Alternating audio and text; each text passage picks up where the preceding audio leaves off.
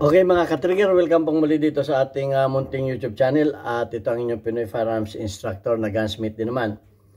Okay, bago tayo bumati at magpasalamat ay gusto ko lang munang basahin ang katanungan ni Carlos Romualdo. Ang sabi ni Carlos Romualdo ay, Maestro, matanong ko lang, yung 1911 na 22 TCM convertible siya na magpalit ng barrel ng 9mm at Super 38. Ano po ba ang kagandahan nito? At kung anong taon lumabas? Mayroon na nga bang Rock Island Armory na nag-export sa mga ibang bansa? Yun lang, salamat po.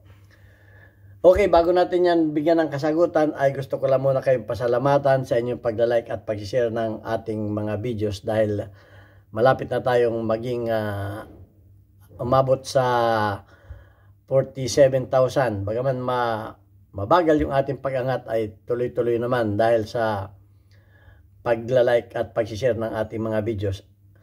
At lalo tigit maraming salamat doon sa mga hindi nag-skip ng ads dahil tayo ay kayo ay nakakatulong sa ating revenues dahil ang ating YouTube channel ay ginawa ko para sa ating mga beneficiaries, meron tayong 6 na estudyante na anak ng mga single parent na nahirapan makapag-aral kaya tinutulungan natin na at least mabigyan natin ng allowance.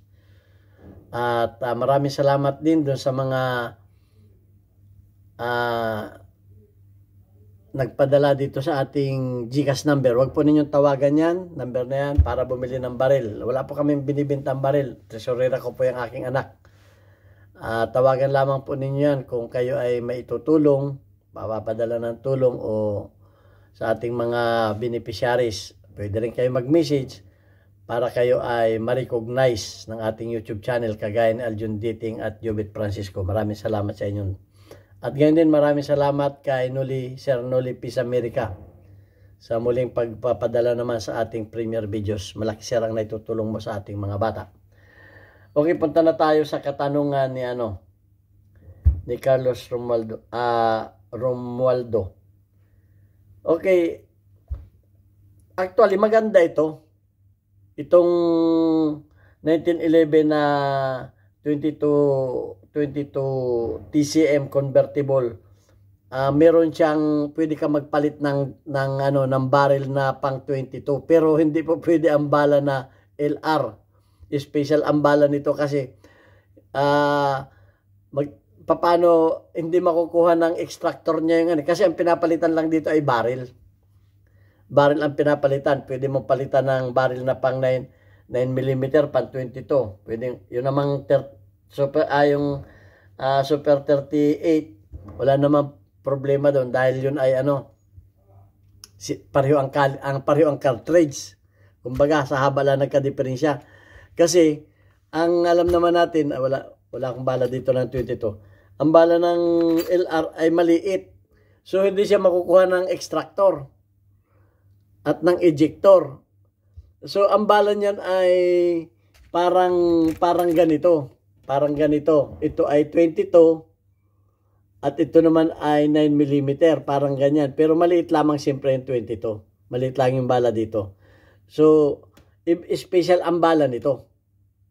Special ang bala nito. Hindi pa pwede ang bala ng mga cartridge na 22 LR. Special ang bala niya. Hindi ko lang alam kung magkano ang bala niyan. At tama naman yung sabi ni Carlos na ang nagmanufacture nito ay Rock Island at saka Armscore. Ipagmalaki natin yung sariling atin dahil yan ang basahin ko sa inyo, yan ang largest manufacturer ng yan ang largest manufacturer ngayon ng 1911. So ang nagmamanufacture niyan ay Armscore at saka itong RIA, itong Rock Island. So tingnan natin ang at combo pack ng 1911 from Rock Island Armory. Makakabili ka nito ng kumbaga combo na. dalawa na, kasama na yung yung magazine niya ay isa lang ang magazine niya kasi nga yung magazine niya ay pang 9mm din, pang 9mm. Nagkakaiba nga lang doon sa dulo ng bala. So kaya nga hindi mo mababalahan ito ng ng LR na bala. Ang sabi dito ay, at titingnan din natin kung kailan na lumabas itong convertible na mga 1911 na ito. Itong kagandahan sa 1911, pwede mong gawin siyang 22 caliber. So ito ang sabi dito Rock Island Armory Arms Corps. Rock Island Armory at saka Arms Corps is the largest manufacturer of 1911s. Hindi ako nagsabi nito, baka na naman mabas ninyo ako. Ang nagsabi nito ay Google Meron niyang hindi naniniwala sa Google, wala naman akong pakialam kung hindi kayo naniniwala dito. Ito ang sabi. The world's ulitin ko. Rock Island Armory Arms Corps is the largest manufacturer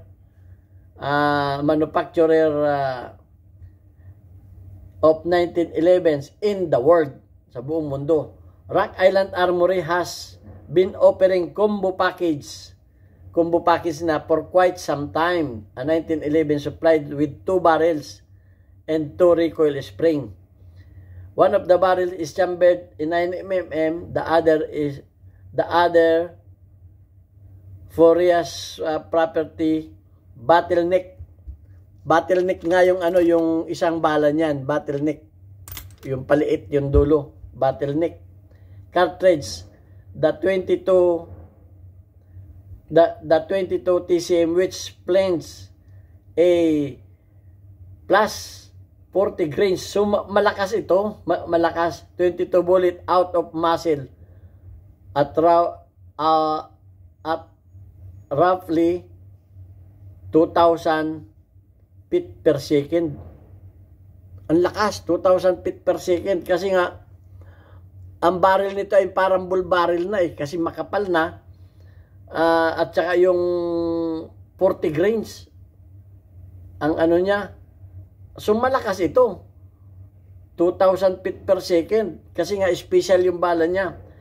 I consider this a modern retro combo. Modern retro combo because the 22 TCM is modern cartridge. Magandang bumili nito. Titingnan natin din kung ito ay legal ba sa Pilipinas. Yung 2 barrel. Sige Modern TCM cartridge is stuck in a handgun that was designed well over a century. Ito pala ay designed over a century pa. Yung tanong mo kung kailan ito lumabas, ito ay over a century pa. Noong paglabas ng 1911 ay may lumabas na rin yan. Dahil ang sabi designed is 22 TCM is modern cartridge is stuck in the handgun that was designed well over century ago. Dinesign nung century ago pa. O di daan taon na ito, century ago. I will dive into the interesting history of the capabilities of the 22 TCM in a bit. But first, let's look at the pistol package. So hindi na natin muna titingnan yung history ng Basta ang sabi dito ay dinesign pa a century ago. So napakatagal na pala nito. Hindi lang natin nalalaman. So ito ang kagandahan ng 1911. Pwede mong gawin 22 na special ang bala at napakalakas. Parang Armalite na to. 2,000 PSI na. Feet per second. 2,000 feet per second ang velocity niya. So yan. Tingnan natin kung ito ay tingnan natin kung ito ay legal sa Pilipinas. Kasi 2 barrel na to At titingnan natin kung special ba ang license nito. Kasi siyempre bago ako mag-promote nito na kung ito, titingnan din natin kung ito ay legal. Baka kasi ito hindi legal sa Pilipinas, legal sa ibang bansa. Tingnan natin. Ang sabi dito ay, yes, in the Philippines, ay 22 TCM 1911 is likely legal. Legal. if it is factory made, convertible model. Basta ito'y factory made, convertible model, or if you have the proper license and permit for the different calibers. Republic Act number 10591. Huwag kayong basta-basta bibili ng baril at kayo ang magpipit kasi pag nahuli ito ay labag sa batas. Kinakailangan i-register ninyo na 2 ang baril ng inyong baril. Nakalagay dito sa batas. So, siyempre ako nagtuturo ng hindi ko naman inalam na kasi sa Amerika, pwede kang bumili ng baril at ipipiting mo. Ang sabi nga, pwedeng ipiting ng gunsmith. So, 2 baril. Sa isang baril, convertible 22 at saka 9mm. Pwede rin ang super 38. So, ang sabi ay license and permit for the different caliber ay kailangan. Republic Act number 10591. The Comprehensive Firearms and Ammunition Regulation Act governs firearms in the Philippines and requires license to own and possess firearms LTAP converting. Ang tawag doon sa LTAP ay converting a firearms to different caliber. Likely falls under modification. Ito ay nagkatulad rin ng modification. So you would need to ensure such modification are done legally and registered with the Firearms and Explosive FEO, Firearms and Explosive Office in the Philippines National Police. Ipaparegistered ninyo, sasabihin ninyo, 2 inyong baril. Legality of convertible firearms. A firearms designed to be convertible to a different caliber via a barrel change is not inherently illegal. Hindi ito illegal. Not inherently illegal. Hindi ito illegal in the Philippines. However, pero proper licensing and registration are essential for all firearms and their modification. Pero kinakailangan ang registration ng firearms ng pagkakanyang pagkamomodification. So, bibili ako nito. Tapos ipaparegister ko para 2 yung baril ko. May 22. At saka may may 9mm ka pa. Licensing requirement. Ito requirement. You need to obtain a license to own and possess firearms LTAP to the legally possess of firearms in the Philippines. Yun lang kailangan mo. Registration of modification. Ito ang kailangan. Registration of modification. Kailangan naka-registered sa modification. When changing the barrel or another caliber of a firearms, you should ensure that the modification is documented and registered with the Firearms and Explosive Office, FEO, of the Philippine National Police to maintain legal compliance. Para hindi kayo mahuli at hindi kayo magka-problema, kinakailangan iparegister ninyo yung 2 baril ninyo. Factory BS custom work.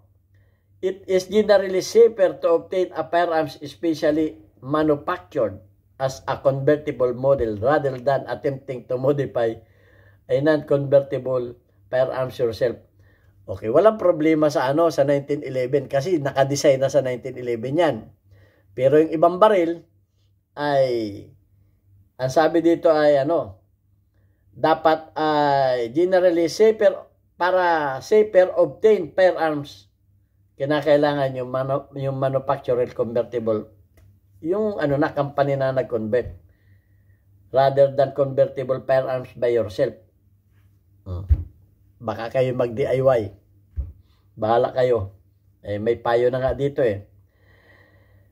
Ito ang panghuli. Bago kayo gumawa niyan, ang sabi dito, consult the FPO. Mag-consulta rin kayo sa FPO. Sasabihin na naman ng iba dyan, ayan hindi naman abogado. Tapos hindi naman may nagtanong din sa akin taga-FPO ka ba? Bakit nag-ano ka ng mga ganyang content creator ka lang pero nakalagay naman dito, may payo dito, consult the FEO for definite para masigurado natin legal guidance and to ensure your specific firearms and any modification are compliant it is best to directly contact the firearms and explosive office EPO in your jurisdiction. Ayan. Para labas na ako dyan.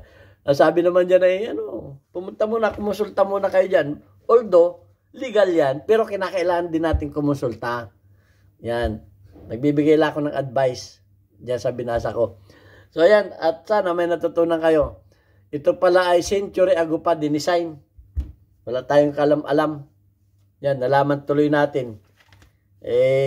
Yan pala ay tagal-tagal. Parang pa pala ng kupong-kupong yan. So, ayun. Pero mahirap, di ko lang alam kung mahirap bilhin ang bala nito.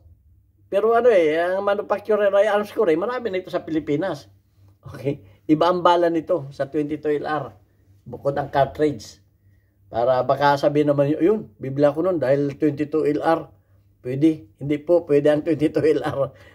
Kasi basta, mura naman yung bala ng 22 LR. Bukod po ang bala, hindi man mag-i-eject yun. Iba ang nun, chamber. Ang chamber ay 9mm ang chamber nun. Bottleneck ang bala. Okay, so maliwanag. Tingnan na lang natin yung ating community spotlight natin. Yung mga weekly highlights of your most engaged audience members including your top commenters. Shout out kay Alfredo Isidro or Disipay na Las Piñas. Meron kang perfect na 100 plus engagement. Shout out din kay Daniel Di Guzman. Meron kang 16 engagement. Shout out din kay Tommy Aparesi. Meron kang 100 plus na engagement. Shout out kay JNF. Meron kang 13 engagement. At shout out kay Karim sa Payani. Meron kang 36 engagement. Okay, shout out sa mga taga Pinamalayan Oriental Mindoro. Bisitahin po ninyo. Bili kayo ng Papa Burgers na masarap. Diyan sa akin dating machine shop sa Alvarez Street, Pinamalayan Oriental Mindoro. Halagang 40 pesos lang. Buy one take one na burger. Mapapaburger kayo sarap at marami pa kayong pagkain na pwedeng ma-order dyan. Thank you very much.